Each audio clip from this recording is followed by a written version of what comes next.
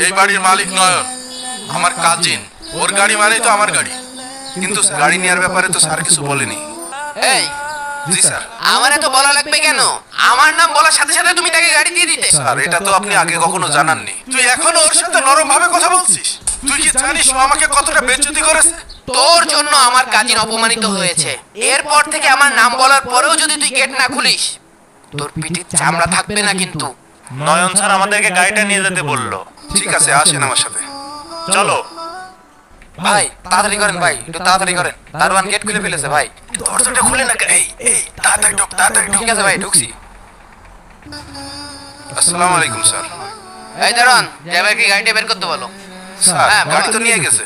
নিয়ে গেছে? কে নিয়ে গেছে? আপনার কথা বলেই তো নিয়ে গেল। কি করেছিস কি তুই?